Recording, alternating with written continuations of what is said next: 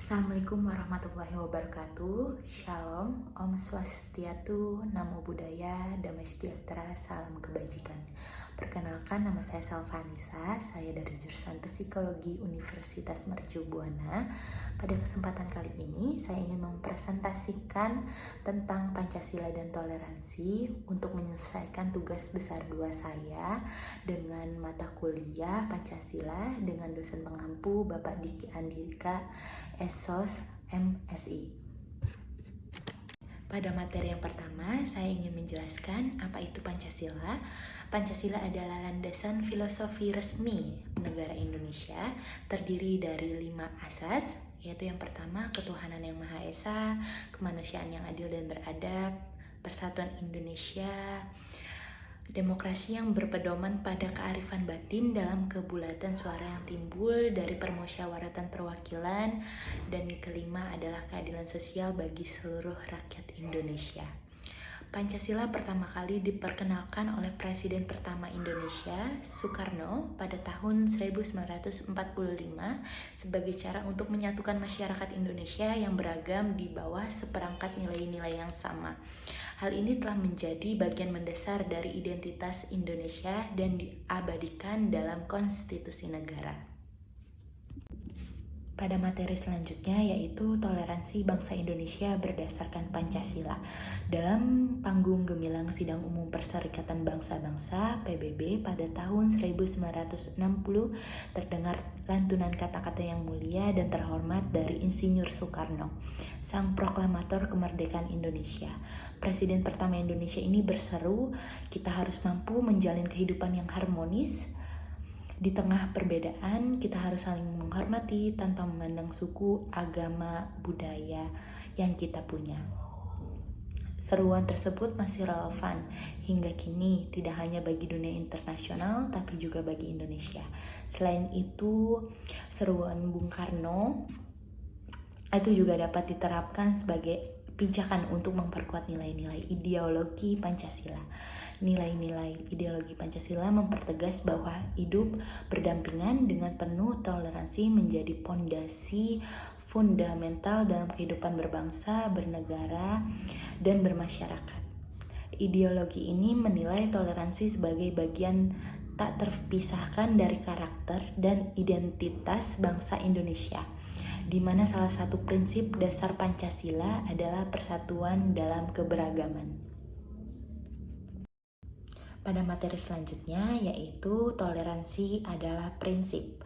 Toleransi merupakan prinsip penting untuk diterapkan oleh setiap bangsa, terutama bagi negara-negara yang memiliki populasi beragam, termasuk perbedaan suku, agama, budaya, dan pandangan politik. Toleransi merupakan memungkinkan masyarakat hidup berdampingan dengan saling menerima keberagaman, namun perdamaian dan stabilitas seringkali terancam oleh konflik antar individu atau kelompok. Akibat kurangnya toleransi, ketidakmampuan untuk menghormati perbedaan dan mencari solusi yang saling menguntungkan dapat menyebabkan ketegangan sosial dan bahkan konflik lebih besar lagi. Dengan menerapkan toleransi, masyarakat dapat meminimalkan konflik dan menciptakan lingkungan yang lebih damai dan stabil. Oleh karena itu, toleransi memainkan peran penting dalam pembangunan sosial dan ekonomi bangsa. Toleransi juga melibatkan pengakuan dan penghormatan terhadap hak asasi manusia setiap individu. Dengan menerapkan toleransi, bangsa dapat melindungi hak-hak individu tanpa memandang perbedaan mereka, seperti kebebasan berbicara, beragama, berpendapat, dan mengikuti budaya serta tradisi mereka sendiri.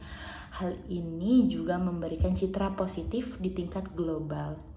Penilaian ini juga dapat membantu membangun hubungan harmonis dengan bangsa lain, memperkuat kerjasama internasional, serta memajukan pemahaman dan perdamaian dunia. Pada materi selanjutnya, saya ingin memberitahukan 2 contoh toleransi. Yang pertama, toleransi dalam beragama. Indonesia adalah rumah bagi beragam komunitas agama, termasuk Islam, Kristen, Hindu, dan Buddha. Meski beragam, toleransi beragama menjadi ciri khas masyarakat Indonesia. Misalnya, saat hari raya keagamaan, biasanya orang yang berbeda agama saling berkunjung ke rumah dan bertukar hadiah. Yang kedua adalah toleransi budaya.